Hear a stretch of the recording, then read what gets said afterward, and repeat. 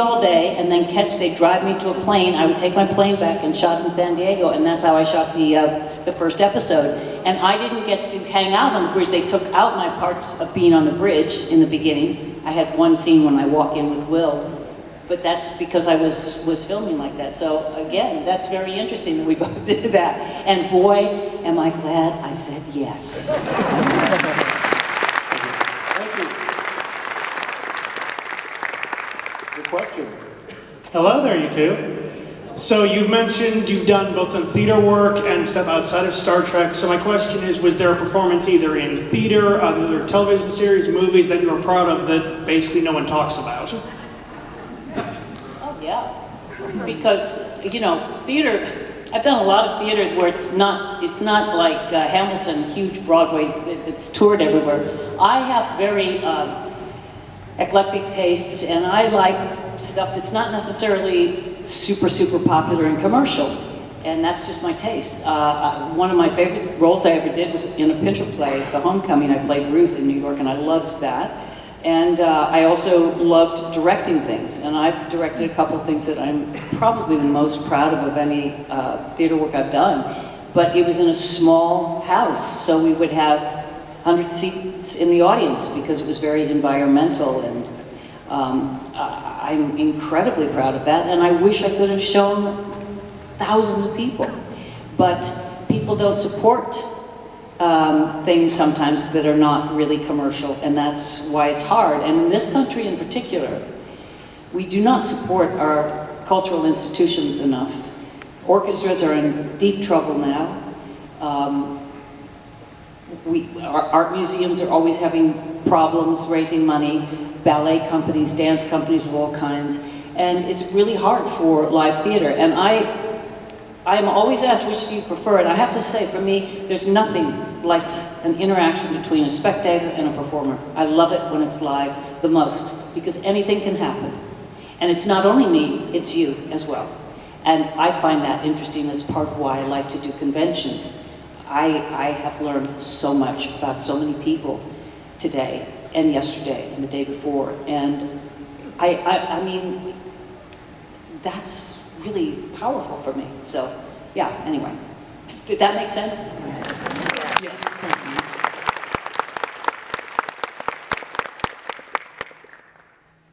I guess start this question off right now. Gates, you have played the most strongest roles on television and movie as a doctor and a businesswoman, taking care of business. I was second in line for talking on this mic, but then you mentioned that, so I had to rethink my question here. So, but then John, we got to talk about 1992, Hand in the Rock's Cradle. You set us back, man. What do you want to know? When you first was approached with that role, how did you perceive that? And you did a well job. Unfortunately, I say that, but you know what? I don't remember how I perceived the role or what have you. But clearly, one thing which was nice that you know, I played the guy in The Colleges and The Rock's the Cradle. Curtis Hanson was the director, and I had done another movie with him, and I can't remember what it was, with Jeff Bridges, I think. In any case, I said to Curtis, while I was doing the gynecological thing, I said, listen, and this is all about being able to work, when, you know, that art at its best is really a collaboration. So I said to him, I said, listen, you know, I'm a little concerned that the audience, the way this is written, is that the audience might think that she is a little hysterical. She thinks that she has a feeling, a sense that she has been abused and molested by me. And I said, the audience needs to know that that happens.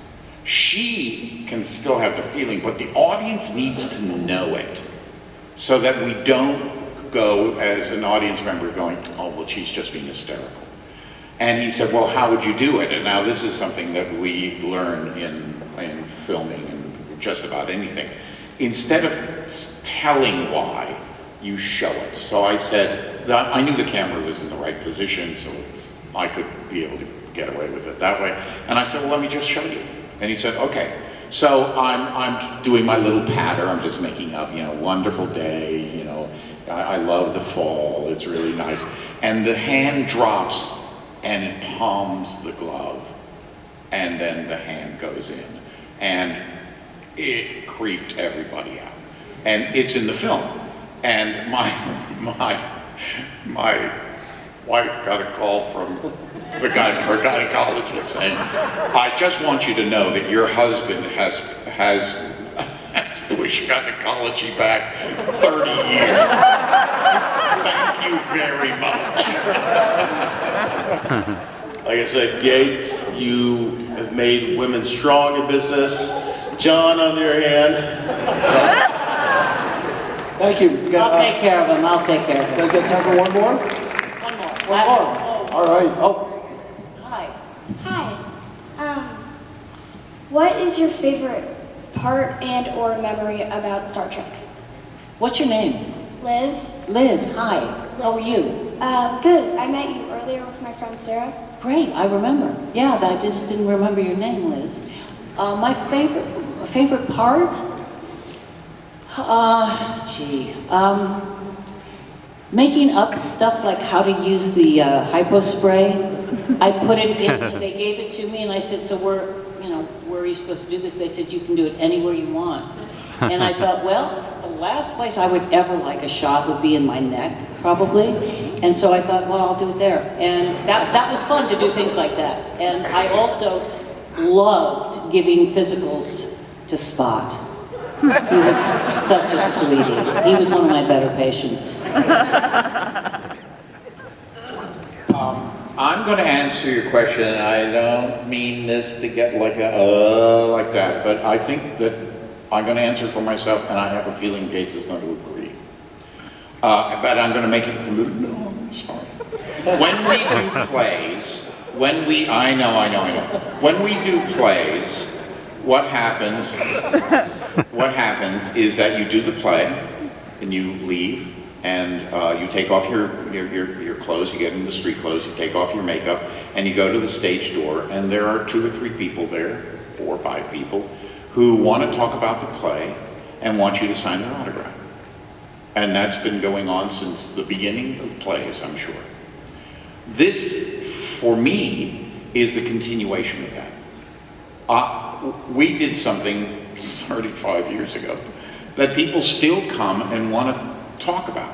So when you ask me what's the best part about Star Trek, to me, is the fact that we get to meet all of you, and this is going to go on until the end of our time, because you are still affected by something that we did, and we love to talk about it. So to me, that's the best part about it. That's absolutely true. It's absolutely true, because I'm very proud to be a part of it. It took a while for me to understand the power of Star Trek, and now I get it, and it's fantastic to be a role model, to be seen as a role model, to understand what that is, and to see how generations, sometimes you get a family where it's the grandparent, the parent, the kids, and then they've had a kid. I mean, it's amazing to see how powerful suggestion can be, and I'm honored to be part of a show that gets people to think about things, because we need to do that, a lot of thinking. And also that Q is a role model. well put, my friend. Thank you. Thank you all so much. Thank you so much. Thank you for the Comic-Con. There's one more hour to enjoy the convention. And thank you guys so much. And thank you. Welcome back, everybody.